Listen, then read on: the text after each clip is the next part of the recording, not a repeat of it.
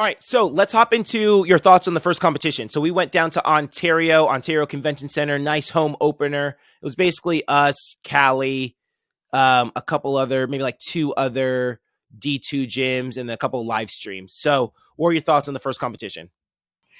I just wasn't that impressed. And here's my reasoning why. I know for the other teams, it was just like a showcase for them to present their routines to their family, friends, things like that. So if I look at it from that perspective, it was good. I thought that the event center, it was nice and it was big. It was open. Didn't have a problem, getting down there or anything. But as far as like a competition, I think for our elite teams that, people have been doing this for a while, as an elite parent, I wouldn't want to go back to it. As if I was a prep parent and I was new or, tiny, the tiny teams, I think it's great. I just didn't really consider it like a competition type thing, if that makes sense. It makes sense. But B, I always feel like you always look at things in the micro, and you've got to look at things from the big perspective. The big perspective, football has preseason. It's not like the players want to do a preseason, right? They're like, half the starters don't even play in preseason, right? But they do a preseason to prepare the athletes. I remember this very distinctly. One of our first competitions last year, you were like, I'm going to tell you the truth. They were a hot mess, yeah. Right? Mm-hmm. And they're a hot mess because they need more reps on the floor, right? And so here's where we're stuck. These are 2 quotes from Brittany Moore. I don't think we should do that competition again. Here's the other quote. They were a hot mess, right? And so you have to pick one of them. You either want them to be a hot mess at their first competition, right? You want to wait until a later, bigger event for them to compete, or you have to sacrifice and compete earlier so that they don't look a hot mess later, right? So that's like the give and the take. Because athletes get better with reps on the floor, right? They need to be in front of, and the coaches need it too. We need to have the pressure of having a set deadline of when these routines need to be ready. And then we need to actually go out there and compete in front of a crowd, right? And this happens a lot. There's so much going on with there's so much going on throughout the season where you're like, man, I got to get this done. Or with the routines and the teams, you're like, I got to get this done. I got to get this done. I got this done. And so you put some things on the back burner. I know specifically that TSN, they don't call legalities. They call them, but they don't address them. They don't deduct for them on their score sheet. They'll just give you a warning. They talk about it as educational, right? We'll let you know what the deduction is or what the legality is, but we won't actually take it off your score. With that in mind, I go, cool. I'm not going to worry about legalities heading into this competition because they're going to tell me what my legalities are. And then I can take that information and make adjustments to the routine on things I just overlooked. Because sometimes you get legality where something is legal, but you don't realize the kids are doing it illegally because you're just like kind of blind to it. Because I don't know, a TikTok at the prep level, level 3, or a release move is legal, but the kid had the wrong grip or whatever. Like there's just things that are legal. You think they're doing it that way, but they're not really doing it that way. And a judge who has fresh eyes goes, oh yeah, you're doing that illegally, right? Now, believe it or not, we had lots of legalities in those routines. Lots of them. Tons of them. More than I would care to admit.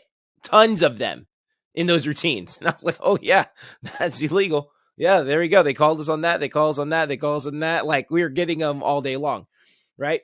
You would much rather have that at a November 6th competition where we don't really go against anyone than when we go all the way to Vegas for American Grand, right? Something else happened. Coaches, pay attention to this. Coaches, I hope you're listening. This isn't going to affect everyone. Something else I learned about that competition: majority for 30 is now 5 stunt groups. Coaches, majority for 30 athletes, 28 to 30 athletes, is now 5 stunt groups. It's never been that. It hasn't been that for the last at least 4 years. It hasn't been that. No. 2018 we did 4 baskets. So 2018, 2019, 2020, 2021. So the last 4 years, majority for 30 has been 4.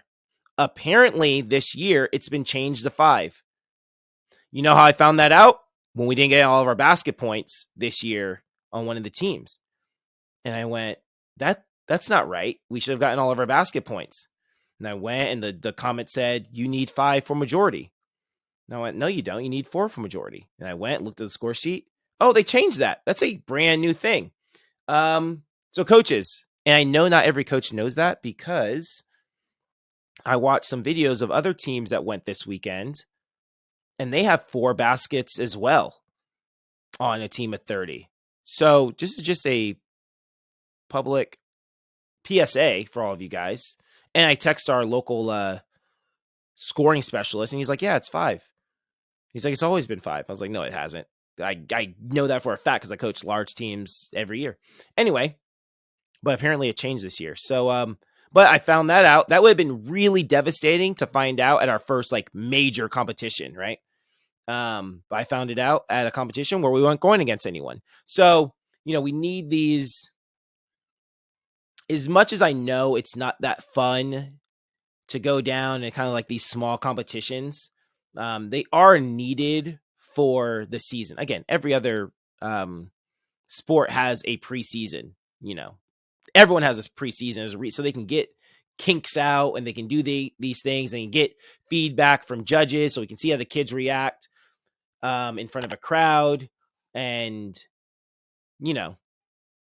all of those things. We got some pretty good feedback. Well, this is why we do the podcast, because it makes sense. I mean, not that it never made sense, but it's nice to know that is, a factor in going to this competition, and that it benefited us more than what us parents know. Because now we have time, or you guys have time, to go in there and fix the, things that they corrected us on. I think I'm not speaking for all parents, but I think if the parents knew, like, hey, this is why we went to a one day, and this competition, it was so we can basically prepare for the season. If I would have known that, I would have thought like totally different before you explained it to me. I would have been like, okay, cool. Like it's just to see how things are going. So that's why we do the podcast. Yeah, you got to get out there on the floor. And I remember this back when I was at PCM, we used to go to American Grand like we went last year. And I remember one year we didn't go to the home opener, right? It was actually TSN is Tammy's event, and she used to own GSSA. And so she used to have the GSSA like SoCal Classic every year. And for whatever reason, we weren't going to go to the SoCal Classic before American Grand. And I remember being like, we're not going to SoCal Classic before, like, our first event is going to be American Grand, like a big competition that we all care about, right? And you don't want that to be your first competition. Like, you just don't want your first event to be a big event because you learn so much from the kids, and there's so much that happens that you need the kids to get used to. There's a whole, the whole warm-up process, right? There's like, it takes a while to get like things warmed up, and you need the kids to get used to going through, because it's not just the routine. They have to go through the whole pre-warm-up process, the whole warm-up process, getting on the floor, making adjustments. There's all these things that happen on a competition day that the coaches need to get used to, and that the athletes need to get used to before they go out on the stage for the first time at a competition that has things on, that has money on the line, right? Where you're like really, really care about. So that's just my opinion. Last year our biggest thing was that we did the Baco battle, and then the very next weekend we went to American Grand, or the very next weekend we went to American Grand. So it wasn't that much time to implement the feedback we got from Baco battle to American Grand. Usually we do Baco battle, and then we have several weeks before our next competition, so we have a little bit more time to implement those things.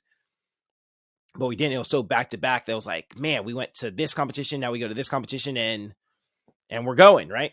And so I think when we go and compare December, the competition we're going to in Pomona, to American Grand, like we look at the routines, we'll see a vast difference between those two routines and like where we are ready for the season. And you go, oh, okay, like this really was, worth it, especially me, I'm always trying to look at things from the big perspective. I'm trying to like prepare the teams for the season.